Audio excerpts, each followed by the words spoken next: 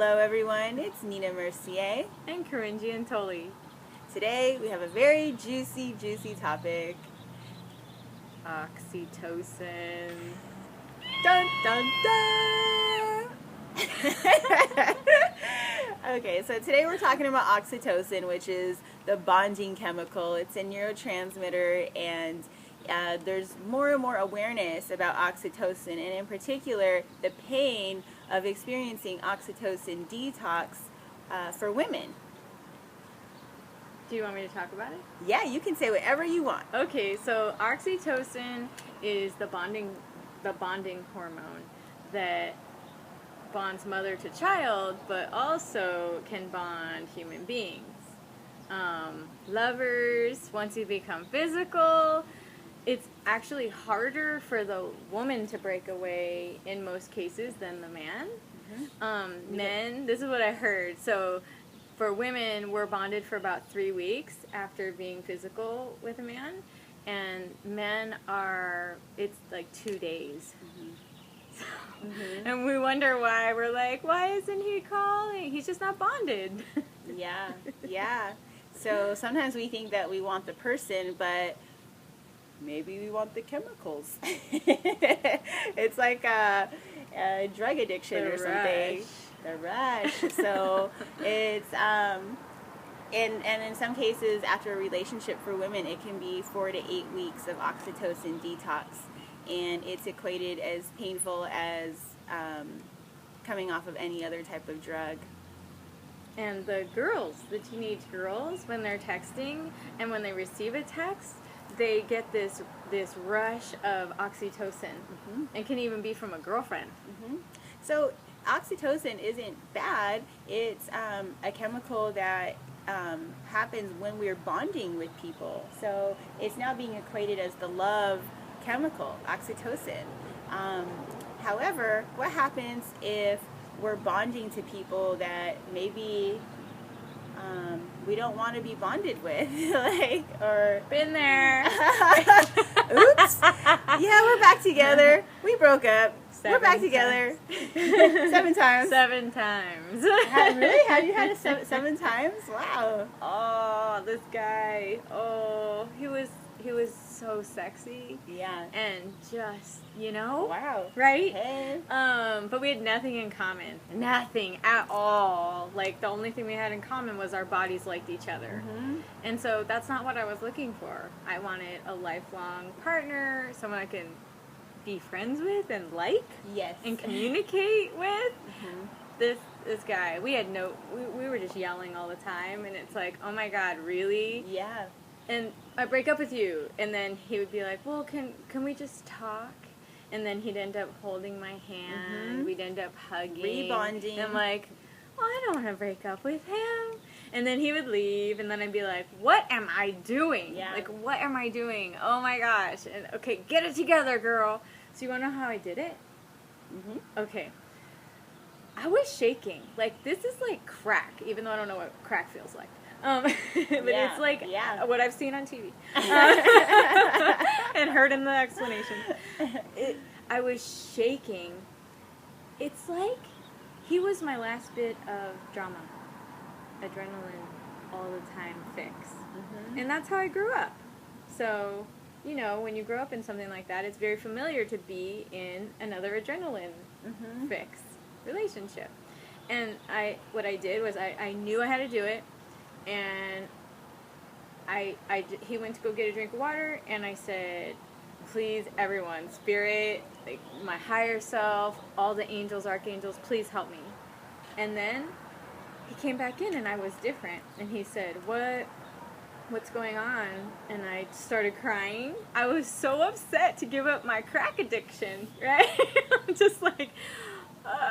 it was so sad. So he's comforting me, which is probably giving me more oxytocin, but it didn't matter because I had all this strength to draw upon. And he's like, you're breaking up with me, aren't you? And I was like, yes. And it was interesting because this time I knew I needed to move physically away from him. So I stood up, and he stood up. I walked into the kitchen, he walked into the kitchen, and I said, you need to go. And he knew, I think he knew that our physicalness was so compelling for me that he's like, can I have a hug before I go? And I just had this, I wasn't being mean, but I was strong in my knowing that we needed to end this. And because it wasn't what I wanted in the future, the freedom. I wanted the freedom to meet the person that was right for me. And he's just waiting for me to do this. He's just waiting out there for me to do this, make this stand. Mm-hmm. And I said, no. And he goes, well, can I have a kiss? One last kiss? I'm like, no. Can I still call you? No. Because the oxytocin with the phone, right? The texting and the phone, it would get to me. And no. And then he left. And then he came back. Can I just have one hug? Mm-hmm. No. And then he left. And it took a while. Mm-hmm. I was, like, he left and I was relieved and proud that I did it. But still, it was so hard to break away. I just really just wanted to touch him, you know? Mm-hmm. I just wanted to be held and be comforted by this, my drug. Yeah. They say if you're really, truly not wanting to continue the relationship, don't risk the bonding. Don't smell him, don't see him, don't hear his voice. And I just love the fact that you had the strength within yourself to know that it was a no. Like, this is done, and to take care of yourself like that, despite the seduction to acquire the drug, to go back to what you were bonded to.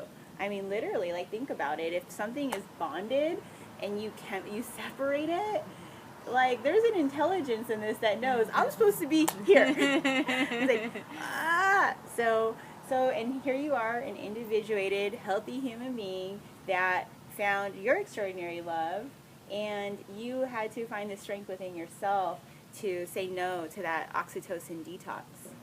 Right. I mean, well, to say no to the bonding from the oxytocin. So, congratulations, you're a survivor. Me too. Well, then I made a vow, though. I said, you know what? The next guy I meet, I'm not going to get physical with before getting to know them. And that's what I did with my husband, my now husband. And so, so you sort of went into it, but we were talking about the 3 C's for love. And it's often shown in a diagram with psychology. It's a triangle, right? And there's 3 C's for a balanced, loving relationship. And so one of the C's is communication, which leads to commitment. Okay, so that's one C is commitment. The other C is compatibility. If one person's married and you're single, that doesn't really help. If one person has a bunch of kids and you don't like kids, that's not compatibility. If one person likes TV, the other person likes books, you know? So compatibility. And then the other C, which is related to oxytocin, is chemistry. And so many relationships begin on chemistry. Some people have happy lives forever with chemistry. And and you could fall in love with anyone in the first 3 months because you're just riding off your hormones. And so chemistry, if you're only basing your relationship on chemistry, that's so unbalanced. That's so unbalanced. So how smart of you, right, to try love again and start with friendship. That's beautiful. That's one way of doing it. And it's nice to go, well, where am I in this relationship? And are my 3 C's being met? Okay, we've got chemistry. Ooh, we've got compatibility. But he's not even here. Where's my commitment? Or I'm not over here, right? So work out your 3 C's, and it's something to notice. And I love that you shared that story. That's a beautiful story, Corinn. Thank you, Nina. Stories of love, warm in my heart. Is that their homework? Yeah, so I think I did give homework. She's a teacher. Yeah, so look at the 3 C's. C's in your relationship. Which one are you lacking? Which one's in excess? And make a contract with yourself if there's anything that you want to change so your life is always optimized. You can always experience more freedom and joy.